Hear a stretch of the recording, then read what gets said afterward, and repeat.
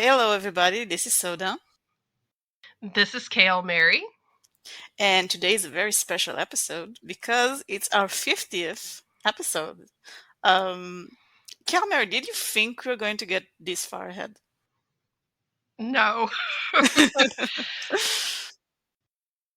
And I don't mean that in, oh wow, I just didn't think we could handle doing this podcast for so long. Oftentimes, like if you think about radio shows or even like other podcast shows, they don't last for over, I think we're like over 6 years, if you're kind of being specific, because we started brainstorming this podcast in 2018 and it's 2025. That's a long time for Oh, a it show. is. Yeah. So I don't think I ever imagined that we would go this long for that reason, just because of, I kind of like statistically what's the norm. But at the same time, there's so much to talk about in Star Trek. It doesn't surprise me that we never lack in material. That's true. I mean, we do have s- almost 60 years of content to talk about. Yeah. Now we're, like you've said in many other podcasts, we're in an era of them generating new content. We don't have a dearth of even new things to talk about, not just what maybe other people have covered many, many times from past shows and just kind of analyzing Star Trek as a whole. Yeah, that's true. But we kept going. I mean, 50 episodes for about 8 years.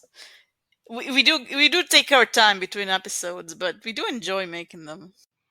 We really do enjoy making these podcasts. Um, Partly because I just love talking to you, Soda, about this subject. You are so knowledgeable um, and you're so passionate about this. Oh, I thank think you. even more passionate than I am.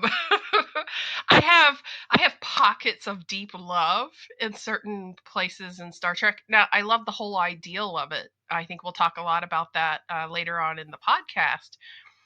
You are a very, especially the way that you've been going through the watching the shows in order and discovering everything as if you had started the journey from the 1960s is really fascinating, and I've just truly enjoyed being able to discuss all of that with you.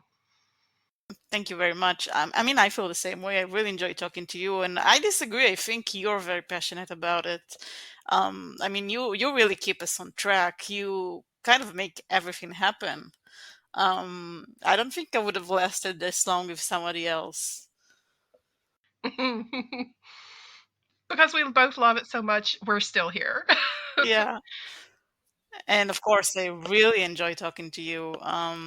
You're very easy to talk to, and you also very clearly love this subject. I mean, that's why we're both here. But yeah, Hmm. I say we make a great duo. yeah, I We're think still so. here, still talking about Star Trek, and And we again, have we're no intention of lucky. stopping. Yeah, I think for the foreseeable future, as long as there's more content. So, our listeners may not know, but at the beginning of the year, after we come back from the holidays, we tend to just for our first session brainstorm what could we talk about, what new Yeah, episodes could we put together for the year, and we never fully get through the list that's true. because there's so many ideas. Yeah, there are so many ideas that just are generated from, as you said, almost 60 years of fandom. Of Yeah. fandom, of official content, of fan content. There's so much Hmm. fan content too. There is like the fan art and fan fiction, which most people might be familiar with, but there are also fan series. There Hmm. are probably fan plays out there that we haven't even looked into. Um, fan books. I mean, the entirety of the extended universe, the book universe, is basically written by fans. Yeah. of the series. Right, without the viewers and the fans being so passionate about a universe, a series of shows and movies and, like you said, books and everything else that comes and goes Yeah, over the decades. The fact that the fandom stays so strong in between and doesn't truly die off is a testament to, I think, what Star Trek is about, how that really impacts and affects people and inspires them and keeps them fans of the show, all the yeah, shows. that's true. Yeah. So, Yeah, love Star Trek, love being here, yeah, love talking to you, Soda. yeah. So for our 50th episode, we thought it was very appropriate that we finally do something we talked about uh, uh, for a while, which is look into the Star Trek documentaries. Mhm. And this time, because it's the 50th episode, we decided to look into a documentary appropriately titled 50 Years of Star Trek. Um, Yeah. yeah, from the name you may guess, it was released in 2016. And it's about an hour and a half long, and it looks at the entirety of Star Trek to that point, which is just before Discovery release, just before the new era of Star Trek. Yeah. And it's also the year they released Star Trek Beyond, Yeah, which is the third and, I guess we should say, final movie in the Abrams verse. yeah, it seems so. I distinctly remember this year because of the hype of 50 years of Star Trek, not the documentary, but the just hitting that milestone. I very much remember being on a trip overseas when Beyond released in the theaters. It released the day I was coming back. And so I got off a plane and I don't do well on overnight flights. I was tired, but not too tired to go to the first movie theater I could find. So I was very hyped up in the, I'll say, period of time when we knew Beyond was going to hit the theaters. And I did not know at the time that this documentary was going to be out. So I feel like I missed it. And I'm glad we got a chance to do it for this podcast. Yeah. Um, what's interesting is when I was like, who did this documentary? It was really part of a bigger show on the History Channel, uh, which is one of those dedicated channels in American network TV. Yeah. Um, so it was a 2 hour, I'll say, episode of the on the History Channel, which when you take out all the commercial breaks is again Oh, about an okay. hour and a half. Yeah. So it was made for TV, kind of ironically, not as your movie style documentary, or even how documentaries are made today, which is when you expect like people are streaming them. Hmm. When you start the documentary, the first thing you see is this big disclaimer that all the content of the documentary is not condoned by CBS and Paramount. Interesting. Yeah, which is quite funny. Yeah. But somehow they have so many people involved in the Star Trek franchise, actors, writers, people on the set. And then they have so many other people who wanted to come forward and interview who were just inspired by Trek. And so there's no dearth of, I think, testimony within this documentary. Yeah, but that's interesting because I actually noted to myself, I wrote notes as I watched it, that there are a few key actors that are missing. Oh yeah, that too. Yeah. Yeah. Like I very did notice that. notably. There's so many people to pick from, but who actually ends up in the documentary is quite interesting, like you said, and Yeah. who does not. I like the style of it too because they really start from the beginning, right? As you Yeah. said, they're going to cover from like how did it get conceptualized all the way to how did it inspire people in many different ways, and then the legacy of it. Yeah, it's very heavily focused on the original series. Like maybe out of the Hmm. an hour and a half, like maybe half an hour is dedicated just to the original series. Yep. Um, and then each other show gets a little segment, but like I said, it's very heavily focused on this original series. I wasn't complaining. Yeah, I wasn't complaining either, but I just, when I mean, you kind of guess because 50 years of Star Trek to condense it Yeah. into 90 minutes is a little challenging, but Yeah. yeah, they had to put their focus somewhere, and I guess the beginning is a good place to start. Yeah, the dedication to the how it was created. I mean, another thing about this documentary is it's very, it's not really a documentary in the sense that it's like exploring something. It's very, Hmm. it's very nice. It's very flattering to Roddenberry and the entire production. They kind of gloss over the less savory parts that you may have encountered within like the biographies of the actors on set and stuff. Let me insert here. I also took away that it was very full of praise, Yeah, for the things that it did and how it inspired. But like you said, it glossed over the parts where there's like friction on the set, where there were themes even within the original series that made people uncomfortable, the actors' experiences. And so what was interesting was you had a couple of instances where an actor or actress kind of alluded to something, like something wasn't great, yeah, and they cut them off. yeah, We know, because we love the subject so much and we have studied it, so that it is not a um, smooth ride yeah. over the 50 years Oh, at which all. is which is kind of interesting because, like you Yeah. said at the beginning, they say they're not affiliated with CBS, and you would think that like Hmm. CBS would love a flattering depiction of the franchise like that, but Oh yeah. who knows? Yeah. Another thing to note here that there are interviews with Leonard Nimoy, even though this was filmed after his passing. These Hmm. are bits of interviews he made over his lifetime. They were not like made for this movie.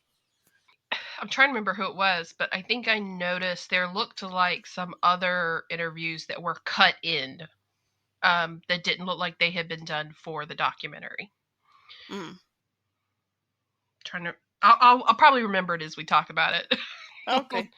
I think I noticed at least one other, but for sure is very good point about Nimoy and the passing, because he did pass, before they released Beyond.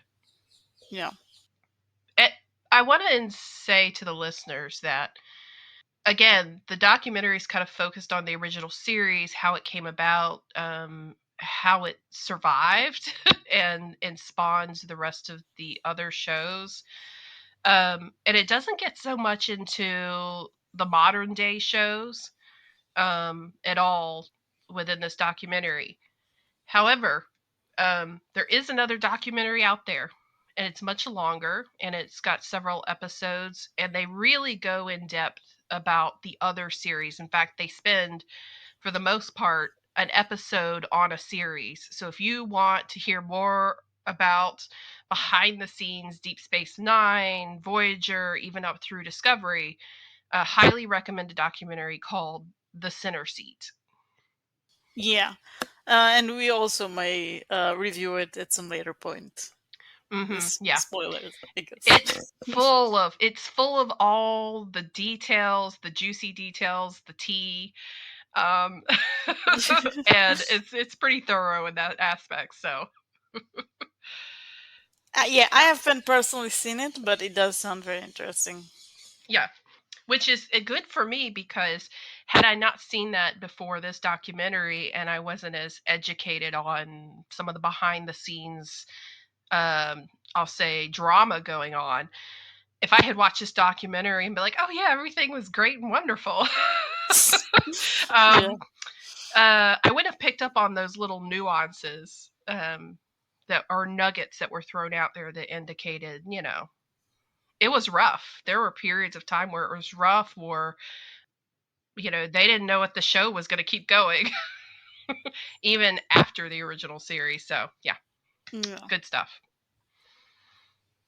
I say as we kind of talk about some of the subjects going on in the original series, we can start to call out like who probably should have been weighing in on that subject and was not there. Yeah. Well, Shatner wasn't there, Uh-huh. obviously. And noticeably no Janeway. No, no, any of the captains, any of the actors who play the captains. Ava Brooks wasn't Yep. there. Yep. Patrick Stewart wasn't there.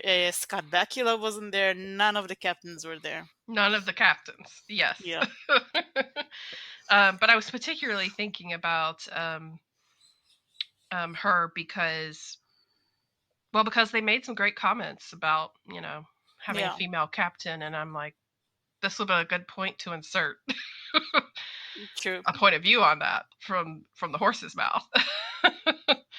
Anyway, it all starts with really kind of the founding of Star Trek and Gene Roddenberry's vision. Now, if you don't know, Gene Roddenberry passed away Yeah, uh, like 20 years ago, yeah, in the more than that, 90s. Yeah, in the early 90s. over 20 years ago.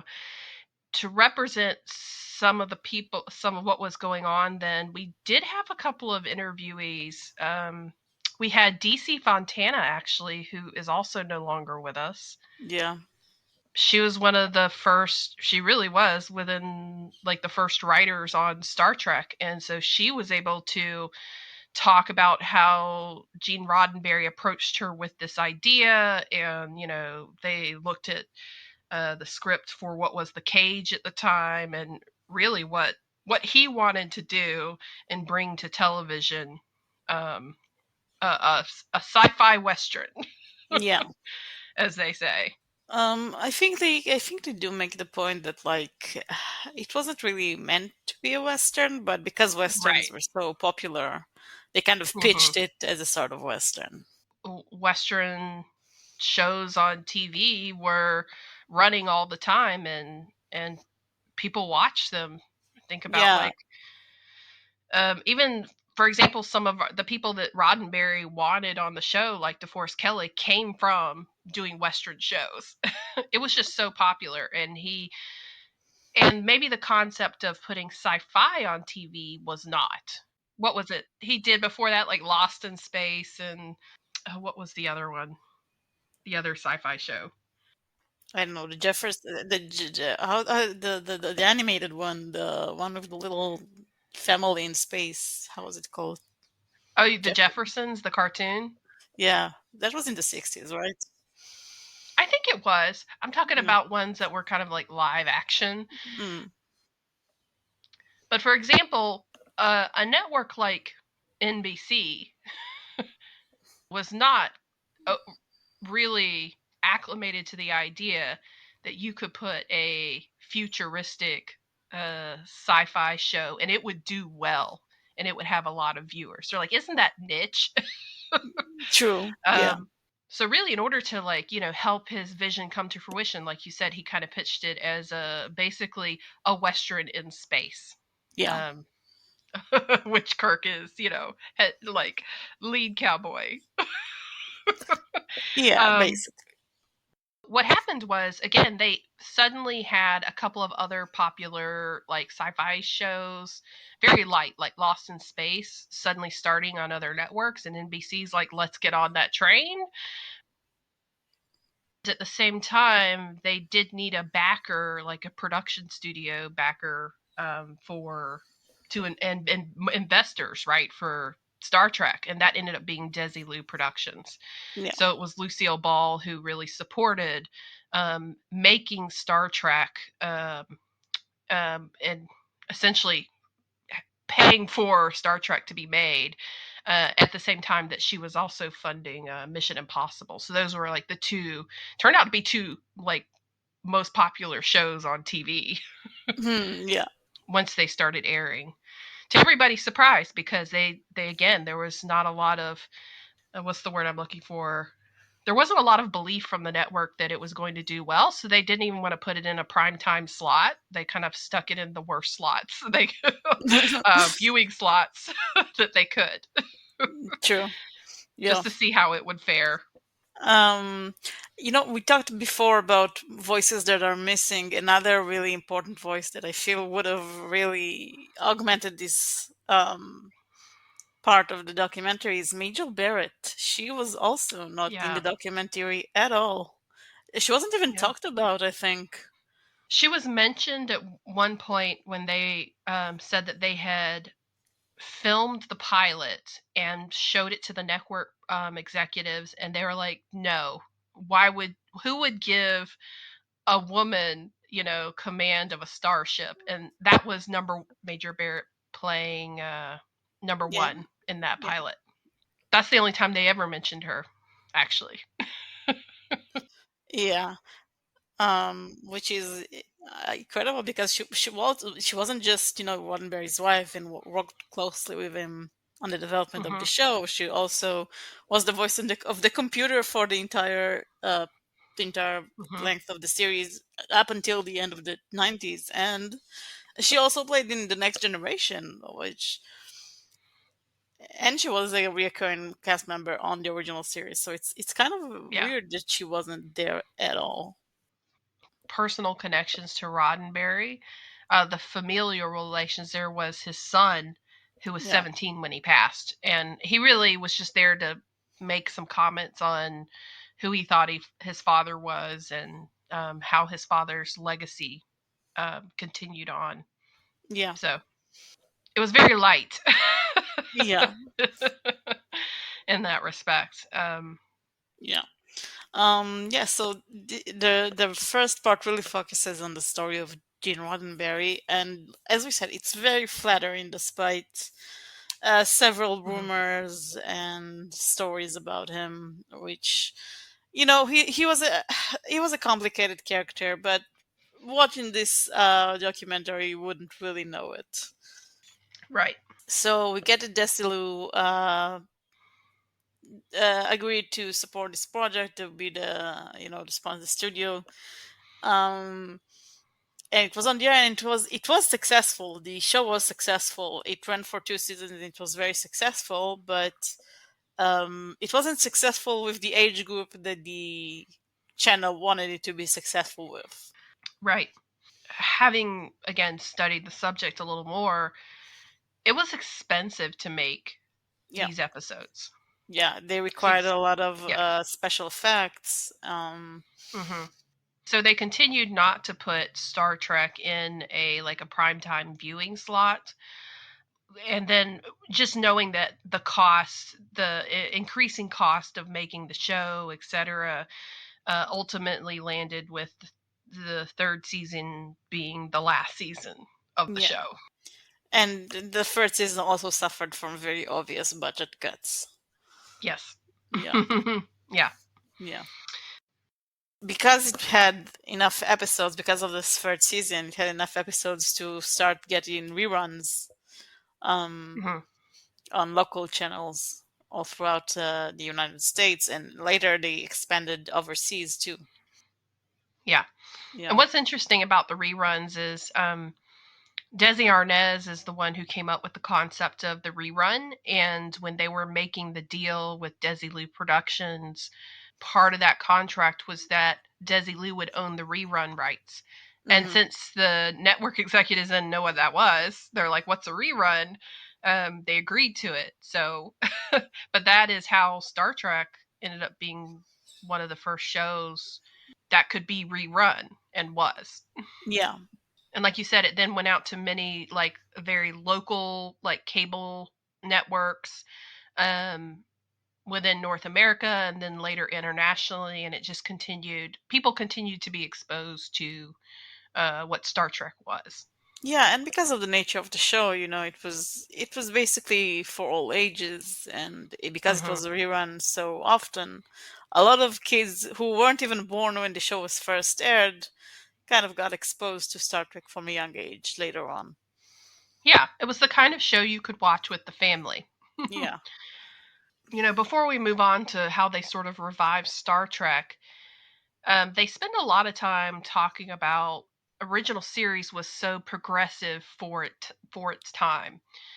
If you look at all the like the political climate, the social climate, the Cold War, things that were going on in the 1960s, Vietnam War, etc., civil rights movement in America, there are a lot of social conflict, potential political conflict going on, and Star Trek was sort of a vehicle to express opinions about these type of issues that were going on Yeah. in a way that maybe because it was put into sort of an episodic format and they were doing an action adventure that was happening in the episode, um, the fact that there was like a parable embedded in there that might have been talking about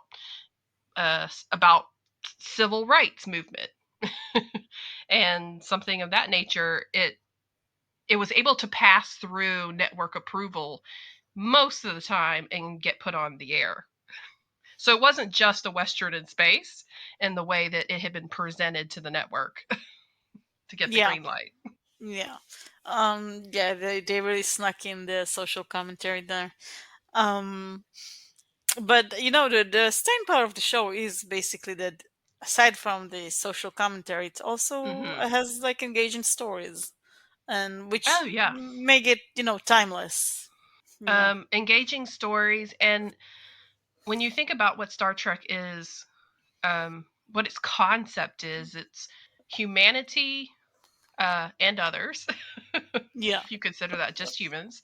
Humanity in the future has gone to space, is working together to create a better future. And even that future looks better than the future that we have today.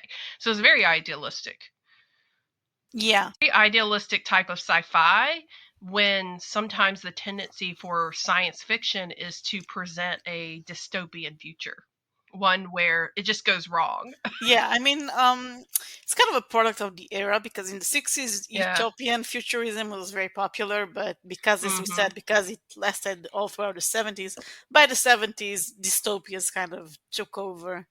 And Star Mhm. Trek remained like a very unique in its take of a hopeful future. Yeah. Yeah.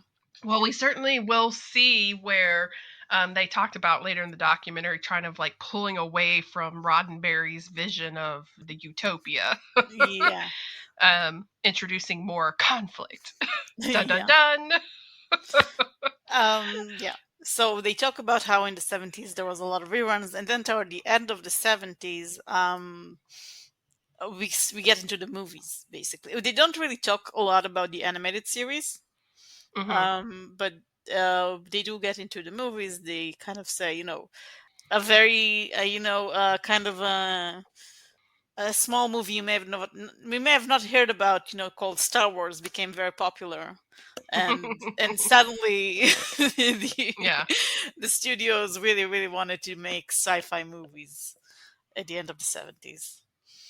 Yeah. Um, yeah, so that's how we got the first movie, which was the motion picture Star Trek: The Motion Picture, which probably the movie that Roddenberry had the most to do with. Yeah, it was also very, very 60s still. Very, very inspired. You mean Roddenberry himself claimed it was very heavily inspired by 2001: A Space Odyssey. Yes, you could Uh, tell by the slowness of some of what was happening, and then the yeah, unknown alien entity that they had to go figure out what it was and make contact, et cetera, et cetera. Yeah. yeah. So this, It's very 2001. yeah, the studio wanted Star Wars, but Roddenberry gave them a Space Odyssey. Yeah, Yeah. yeah. But it was successful. It was a box office success. Yeah, it was a success. Star Trek was coming back with the original cast, and it was on the big screen, and people just wanted to, fans were still there. Yeah, They had they had revived the original series as an animated show in the 70s. Yeah, People were still hungry to see more Star Trek. So, between the original fans and the reruns yeah, and the animated series, we there was a big crowd for it. Yeah, quite a big crowd. And so even though the movie did well, like financially, it might not be touted as the best original series movie. yeah, The network obviously, or Paramount greenlighted doing the second movie. Um, yeah, which yeah, was Wrath of Khan, which yeah, was more of a action back to back to the Star Trek esque type drama going on. yeah. I think after the yeah, but that's probably after the as I said, they wanted more Star Wars stuff, so they kind of probably cut back on Roddenberry's involvement. He was already, I think his health started to fail also at around that time. So it Yeah, was the early 80s, so it was kind of easier to push him aside. But we did get the Wrath of Khan, which is probably the most well-known and popular Star Trek movie out there. yes, And it was also the movie that I think convinced, Leonard Nimoy and DeForest Kelly and most of the cast to come back and do more of this because, as far as yeah, I understand, the experience of making the first one was not positive for a lot of the right. cast. What I found interesting was like Nimoy and some others, their commentary on the motion picture was that it was not a Star Trek movie. Yeah. Experience making Star Trek before and like the themes of Star Trek and the things that Star Trek officers did. Um, it really was something else to them. So they felt like they returned to doing actual Star Trek work in the second movie. But then, of course, this is the movie where they plan to kill off Spock's character, and at the last moment, ask Nimoy to give him a thread, give him something they could use to potentially, reverse that Yeah. if it did well, right? Yeah. If the movie did well, which it did. So Nimoy Yeah. agreed to come back and do the search for Spock. And Also direct the direct search the for Spock. movie. Yeah. Yeah. Yeah. Yeah, so we had a search. They actually don't really, the kind of the search for Spock and the voyage home. Um, Hmm. I think, I think someone said, I think the nicest thing I've ever heard about the fifth one, which is it was not badly directed. It was just hurt by its budget. I think this is the highest compliment anyone ever gave this movie. Yeah, probably. Yeah. I actually that kind of cracked me up a little bit when they're like, "Yeah, Shatner directed the movie, but it wasn't that bad." Like, yeah, the Yeah. direction wasn't bad. It was just everything else. Yeah. But then you also had another person who was like, "Oh, I remember sitting in the theater. I was really drunk with my friend watching this movie, and and I was like, that was a great movie." And my friend said, "No, it's not. It's not a good movie." So they rewatched it, and then he ended up having to agree Yeah. it was bad. It was bad. And he's like, "And that's the last time I saw the fifth movie." Yeah. I'm not gonna lie, I don't hate the fifth movie, but only because I like Kirk, Spock, and McCoy. Yeah, I don't think it's even a question of liking or disliking it. You kind of have to agree that objectively, it's just not a good movie. Yeah, yeah, Yeah. yeah. Yeah. I mean, there are a lot of scenes out of there that I really enjoy, especially the beginning and the ending. But yeah, the movie is just not a good movie. Yeah. Well, really, they brought in the concept that like the Klingons, who are apparently the enemy of the Federation, can't be the enemy forever. Yeah. And so it was Nimoy who kind of proposed that they focus on what the next phase of the relationship would look like between the Federation and the Klingons, and that's kind of what spurred on the Undiscovered Country. Yeah. And then we get, of course, to the next generation. Mm-hmm. Actually, the next generation, it started coming out before the last movie was Mm-hmm. released. Mm-hmm. And Gene Roddenberry was involved in the first season heavily. Yeah. But by the second season, he really took a back seat because his health was really, really failing. At that point, it was the late 80s. And in stepped in, Oh, I know who you're talking about. yeah, Was it Rick Burnham? yeah, if it was Rick Burnham. Yeah, it was Rick Yeah, Burnham. He yeah, was like he was Roddenberry's successor. yeah, And he was supposed to carry on like doing Star Trek in a way that Roddenberry envisioned with the utopia and things like, oh, there's never should be like serious conflict between the main crew. Not a lot of like conflict driven plots, and we don't want that interpersonal drama, et cetera, et cetera. But what was interesting was Roddenberry passed away. Rick Burnham kind of stepped in and tried to like keep that utopia going. As we talked about, the shift into more the changing of like the content on TV, things will stay like that idealism from the 60s and 70s was not going to be dominant forever, right? People yeah, wanted more action. They wanted more dystopian type stories. And that's where you had people like Ronald Moore come in and start to explore some of those darker themes in other shows. yeah, But the next generation was kind of, even though it was set 100 years in the future from the original series, was very in keeping with that idealism. yeah. Yeah. Rick Berman is also a very controversial figure. Mm-hmm. Which they also don't go into in this documentary.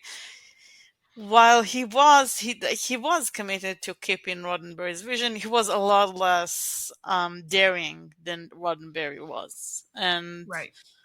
and Roddenberry had kind of crazy ideas. If you want to know more, look into his original ideas for the Ferengi. That was really insane. Um, but he had like ideas that may have pushed TV forward in other aspects that Berman just was not going to go for. Like Yeah. Roddenberry wanted to have gay couples, the background of the show, and Berman just wasn't willing to do that. Um, Right. yeah, so that's where we were with the show. Berman, as I said, he was committed to Gene Roddenberry vision. He just didn't want to take it forward, basically. I mean, the next generation obviously took a little time to kind of build their audience. We didn't have like Patrick Stewart, right, in this documentary, but Yeah, we did have Jonathan Frakes, right? Frakes. Yeah, Jonathan Frakes, Frakes. yeah. Talk about who played William Riker, and talk about how it was somewhat of a struggle with the show, but the more that they did it, the more they saw like the importance of what they were doing and being and creating another Star Trek show. So it's quite interesting to have him talking. He was very, for the most part, he was very positive about the experience. Although we do know there was like a lot of clashing on set with the next generation. Yeah. I think they also, I think, kind of mentioned that, fans, when they first started watching the series, it was like, it's a new Star Trek show, but there is no no Kirk, no Spock. Right. Yeah. So it took them a while, but they warmed up to them. Yeah. Two voices that again were also missing, very interesting to me that they were missing, were Brett Spiner, who played Data, Mhm. probably the most Mhm. popular character of the Next Generation, and also LeVar Burton, who played Geordi. And he was even mentioned specifically, I think, in one of the like stories one of the writers was telling. But you're right, we didn't see him. We didn't see essentially Data. Yeah. We did get Worf. We did get Worf. We got most of the other ones. We got Worf. We got Yeah. Marina Sirtis. Yeah. Played Diana. I'm sorry if I butchered Hmm. her name. Um, and The Gates Gates McFadden. McFadden. Gates Yeah, McFadden. Yeah. but yeah, again, I find very interesting that the most popular character of the show was not there. That's very interesting to Hmm. me. We also get the actor who played Q. What's his name? John Delancey, Yeah, John Delancey. and we had Whoopi Goldberg. And we had, of course, we had Whoopi Guinan, Goldberg. Yeah, who played Guinan. she's a very outspoken Star Trek fan. Whoopi Goldberg. Yes. She agreed to do the show. She was a big movie star at the time, and at the time, it was almost unheard of for movie stars to go to television because it was considered, a Hmm. lesser format. But she was such a big fan of Star Trek, she agreed to do the show, and she was probably one of the big reasons the show lasted for more than one season because the studio was like, if Whoopi Goldberg wants to do it, we're going to film Exactly. it. Yeah, um, I really enjoyed listening to John Delancey, who played Q, right? Because yeah, they decided they needed a Q-like character, someone who was sort of a foil for Picard, and caused a lot of problems. Um, they wanted a character that could like come back once a season at yeah, least, and cause some trouble. And but at that time, people like Jonathan, like John Delancey, Gates McFadden, like all of them didn't realize like what they were quote getting into by signing on to a Star Trek show. yeah. John Delancey told a story where he said, it was like his first time shooting as Q. Roddenberry came up and clapped him on the shoulder and said, "You don't know what you're getting yourself into." Yeah, But we go on to see that Q was very popular as a character, particularly for his antagonistic, uh, like frenemies, role with Picard. yeah. I don't remember who it was, but someone in the documentary said Q was great, and Q was in love with Picard. He really loved him. Talking about how he always came back to bother him. Yeah, I think it might have been Roger Moore. yeah. I think so. Yeah, Ronald Moore, sorry. one It or might have more. been Ronald Yeah, Moore. Ronald D. Moore. yeah. Yeah. But the next generation also gets a sizable chunk of the documentary. Not as big as the original series, but Hmm. pretty big because Yeah. it is like one, probably now it's like one of the biggest, most well-known shows of the franchise. Hmm. A lot of kids, that was their first Star Trek back then. And it also got a lot of reruns on various networks.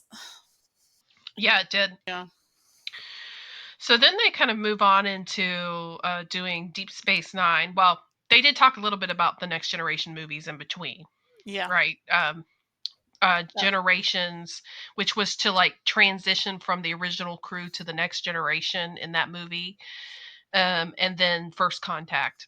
yeah. But they didn't touch too much on those movies. Yeah, I think they kind of, there was a funny bit when they went around the various writers and asked them which was their favorite Next Generation movie, and there was that one guy who really liked the last one, Insurrection. It wasn't And Doug Drexler, was it?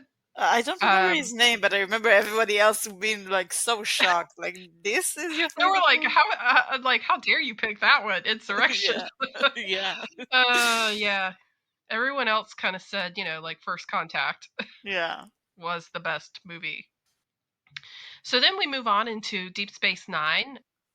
And this is really where they start really, Yeah. really not give them much time at all. They talk very, very briefly about Deep Space Nine. Very, very briefly about Voyager and about Enterprise. Enterprise Yeah, is like a 2 minute. Yeah. mention. Yeah. So the people that we saw from Deep Space Nine, obviously, we had the actor who played Worf. We had the actor who played Quark. Trying to remember her name. The one who played Lita. Yeah, I forgot the name, but yeah, she was also there. Yeah, she was there. Um, that they had didn't they had the one who played Odo Yeah, I think so. very briefly. Rene Aubergenois, yeah. Yeah, that was kind of it. Yeah, basically just It really was very like really maybe 4 people. yeah, just really kind Yeah. of zoom by Deep Space Nine. Hmm. And in Voyager, now they did have a few individuals sitting kind of like in a round table, Yeah. which they would cut to like at the beginning after the commercial breaks, I think. And they would just sometimes they were talking about things that weren't in line with what they were actually talking about in the in the documentary. They were off topic, but they had um, Jerry there, who played Seven of Nine. Yeah. So she was a presence throughout the documentary. Um, Again, they had Ronald D. Moore, who was like heavily involved Yeah. in producing the show Deep Space Nine. He They he had was more heavily involved, I think, in the early seasons of Voyager. And they yeah talked about, I think he kind of mentioned that this was his inspiration to later go on and make the reboot of the show Battlestar the Galactica. Battlestar Galactica. Yeah, Yeah. yeah. And then from Um, Voyager, they also had I can't remember her name who played Balana was there. yeah, yeah, yeah, I know we were talking about. Um, They had Tim Russ who played Tuvok. I think they had most of the actors actually. I think they had like a two That seconds they question had the maybe of the one who played Chakotay too, right? Oh, I don't remember it. Yeah, I I think I remember. blocked that one out. I think so. He was But like, to the yeah. yeah, Um yeah, and some others I might be forgetting. yeah, But then when you got to Enterprise, yeah. I mean, Enterprise cast is already very tiny compared to the other shows, and yeah, they right. really zoomed by this one. Yeah. Yeah, and then they kind of, after they talk about Enterprise, they kind of move on to talk about the influence that Star Trek had on popular culture, Mhm. on technology. A lot of technological creations were inspired by devices we see on Star Trek, like the clamshell phone. Um, Interestingly, I didn't realize that somewhat inspired the inventor who worked for Motorola. He yeah, decided I should make something that fits in your pocket is what they were going for. And he's like, "Oh, and it can flip open like the communicators yeah, in Star Trek." yeah. And the iPads were, of course, inspired by the pads in the next generation. Um, Uh, yeah, that was quite interesting because it was something about it was Gates McFadden who said those things were really heavy. And if you set it down and it made like a big thunk on the set, you had to start over. yeah. I mean, I think they even mentioned that during the original series when it was filmed, automatic sliding doors weren't a thing. Yeah, So when you saw the yeah. series, the automatic sliding doors were actually people pulling the door out of shot. Mhm. So I guess they kind of inspired that too. Mhm. Yeah, So there was a lot of science. Let's just say, it's a sci-fi show and it's about people they're going to explore, and science is a big part of what they have to do in order to be explorers in the galaxy. yeah, So the big things they mentioned were, the flip phone, um, like basically tablets or what we use today. So cell phones and tablets. It was a big inspiration for space exploration. I mean, yeah, think about, the space shuttle, like design of the Enterprise, actual Enterprise shuttle. um, that NASA built, and then also things like the holodeck, which Yeah. I don't think I remembered that the holodeck originally premiered in the animated series. Yeah, So, I do remember that that was a fun bit. A lot of astronauts are fans of Star Trek and were inspired by mhm. Star Trek. Um, I don't. It wasn't in this documentary, but I remember an interview with Patrick Stewart where he said that sometimes astronauts talk to him and they're very excited to meet him, and he's like, I don't know why real astronauts are so excited to meet a fake astronaut. Yeah, there's quite a nice segment on, like you said, career aspirations of fans, and people like DeForest Kelley and Gates McFadden being told that people going into medicine because they watched them play a doctor on Star Trek. Yeah, or engineers even. A lot of Or engineers are yeah, inspired. engineering. Yeah, by Scotty and Jordy. Yeah. Hmm. And they spent a little segment on that book, The Making of Star Trek, and how that inspired a lot of the actual writers on the shows, or the producers, to go into filmmaking, or making TV shows because of that book. Yeah. Yeah. And then there is a very weird segment where they interview just random people about Star Trek. Like there's an interview with Olivia Munn and an I interview with know. Bruce Campbell. Like what do they have to do with Star Trek? I I laughed so much because I was like, oh man. When I saw Olivia Munn, I was like, wait, was she in Star Trek? I was like, no, she wasn't. And then they showed that she was an X-Men, which, like, yeah, I knew that at the time, but Yeah, but what yeah, does and this then have to do with Star Trek? but yeah, you're right. They had definitely some interviewees there who were like comedians or well-known like small screen actors or movie stars who just talked about how much they love Trek. Yeah. um, Bruce Campbell going on about Kirk. Yeah. Yeah. Couldn't even remember Kirk fighting the Gorgon. And I'm like, no, it was the Gorn. Yeah. Um, and then they spent a kind of a segment asking people who their favorite captain was. Yeah. But they didn't ask a lot of people.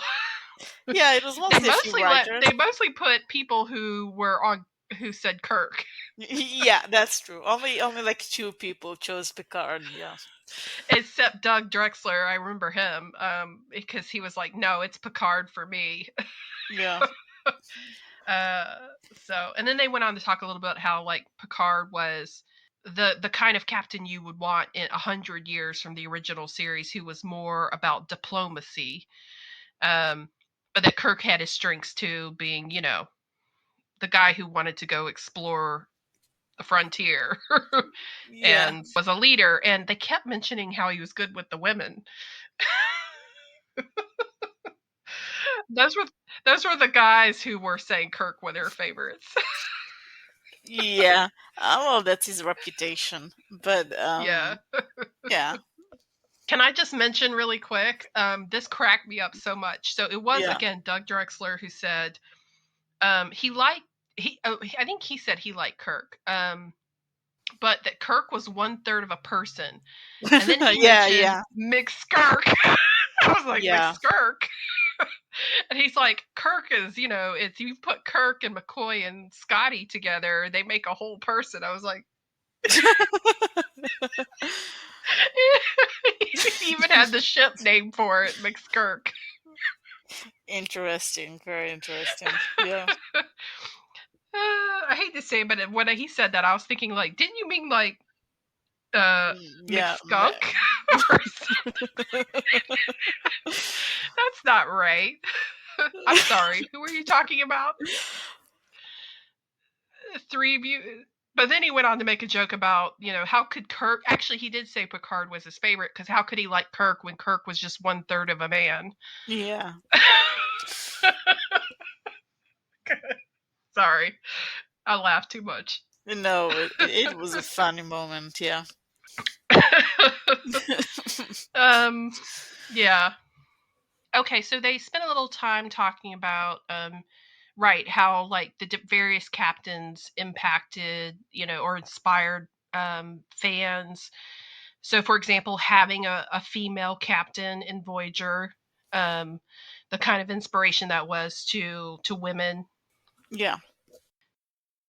Having a black captain in Deep Space Nine, Avery Brooks, Yeah. um, and how important that was.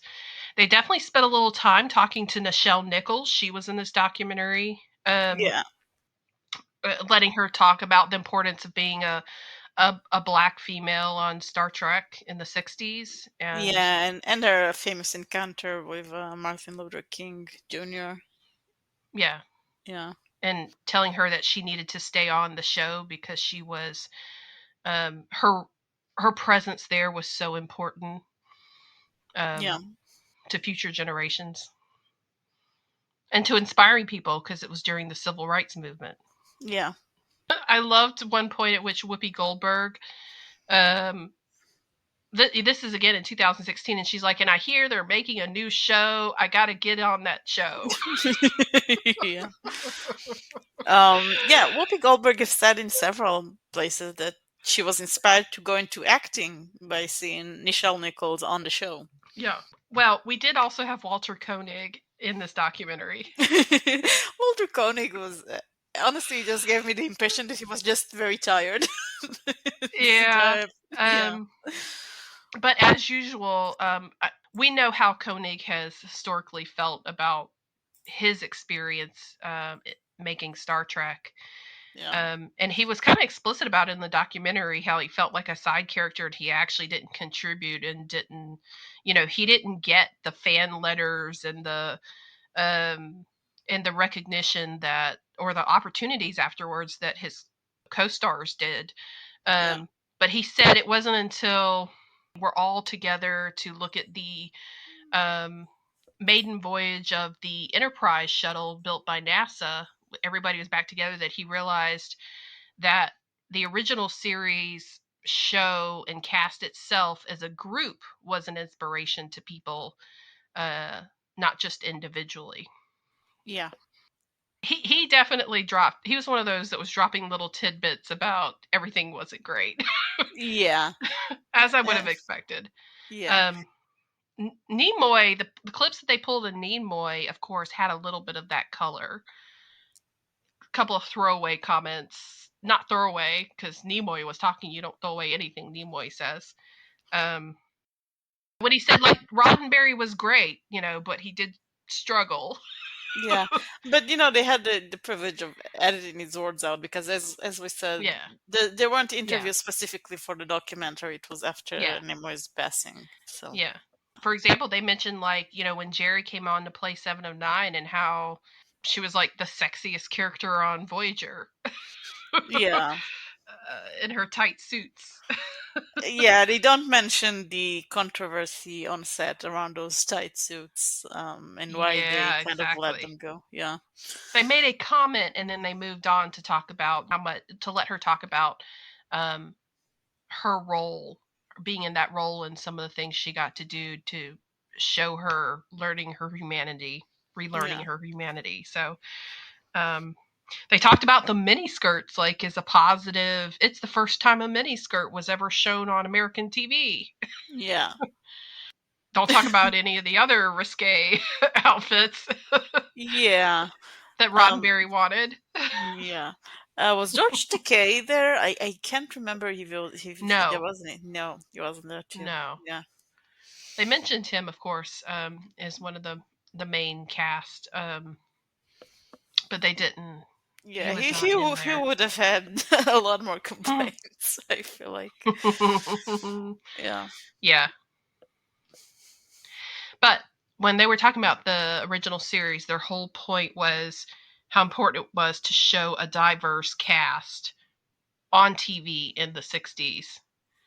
Included an Asian American, a Black American, you have someone playing an alien, you have someone like Chekhov who's a Russian when at the time they were having very, in the Cold War, not sure about our relationship with Russia, where that would go. Yeah. Um, so those were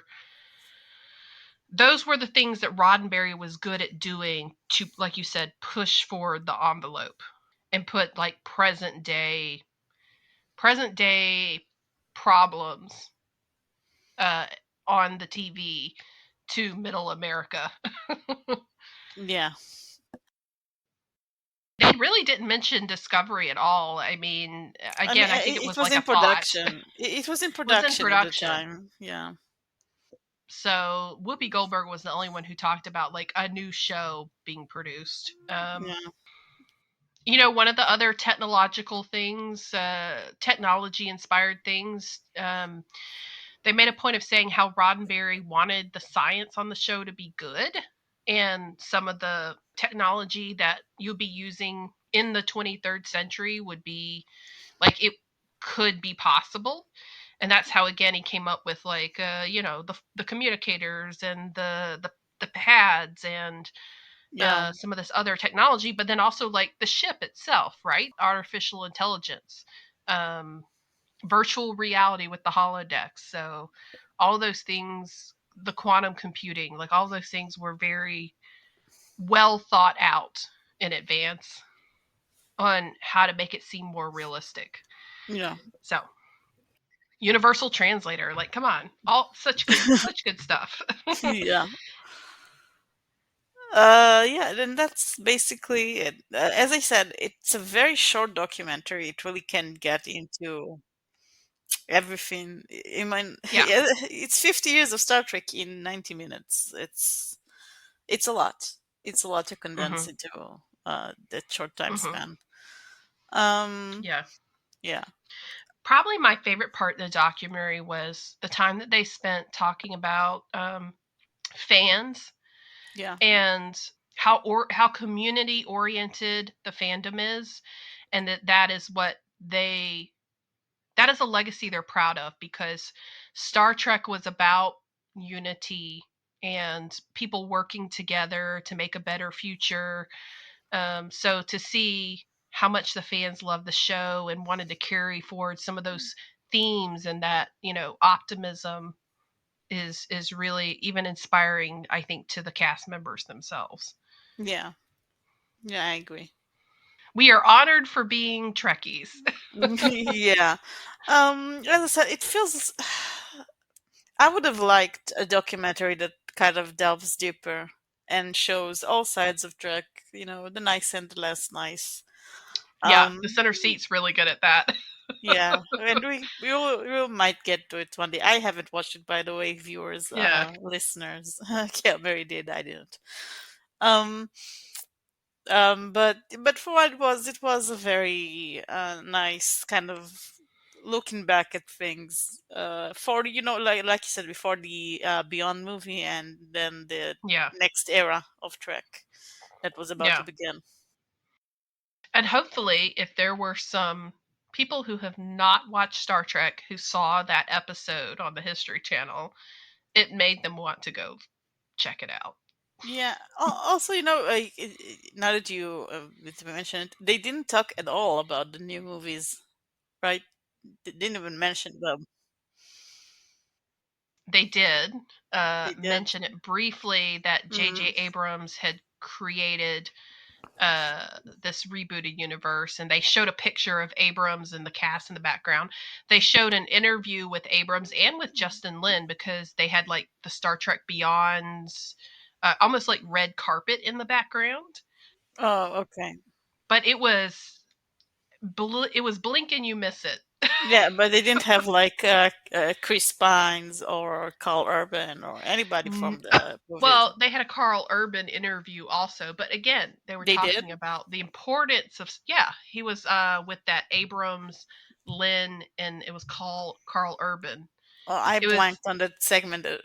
I blanked on the yeah. segment just It might have completely. been to be honest, it might have been clips from when they were interviewed on the red carpet, and they were not done for the documentary. Oh, okay. Um Makes sense. it was very much them talking in general about Roddenberry and what he created.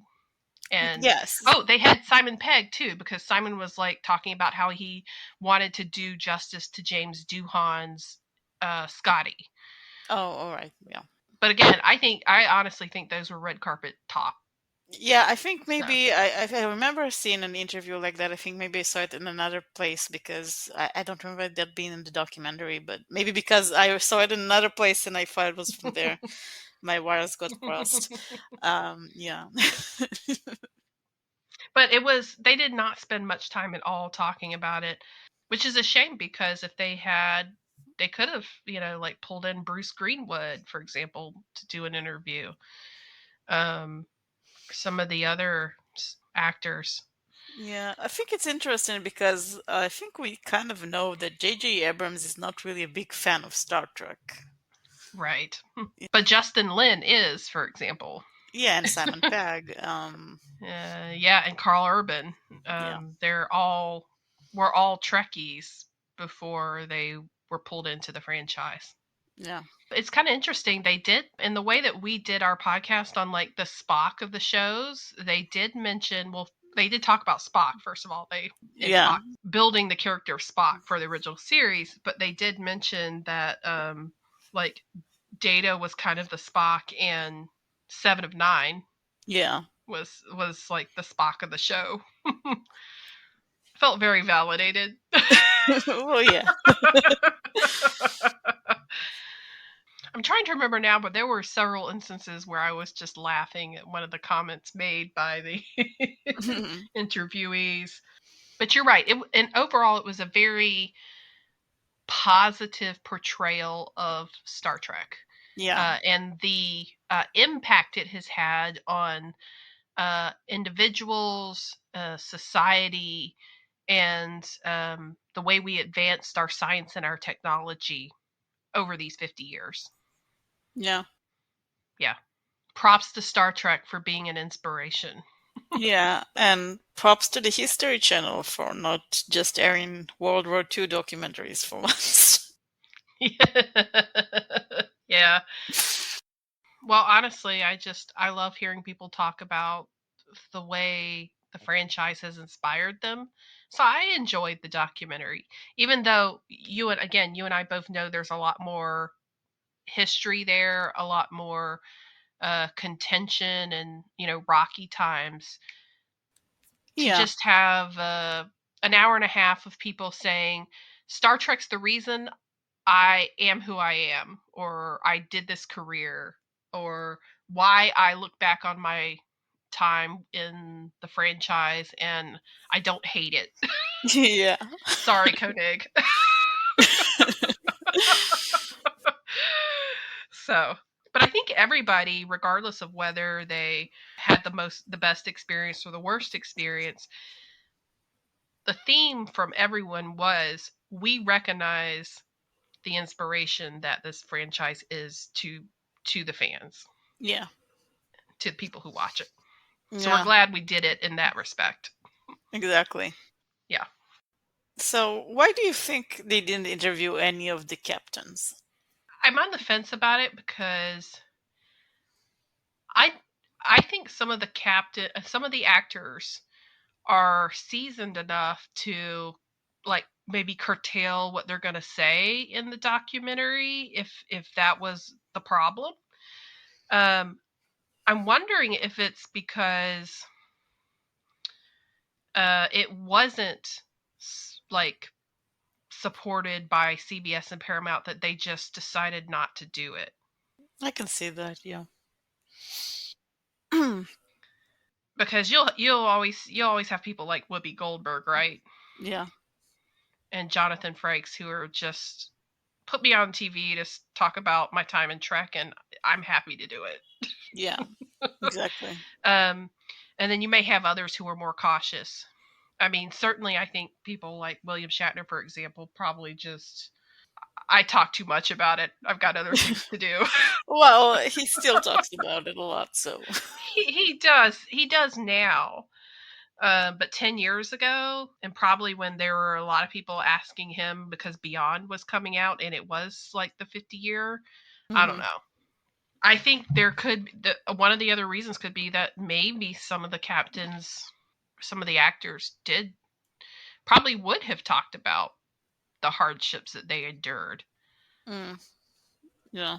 in their role in the franchise, and the things that they had to struggle through with the executives or the writers, or um, the impact it had on their career overall, like getting out again and getting out of that corner, as like Jerry was put it, Yeah. that label that you're a Star Trek character, nothing else. So Yeah.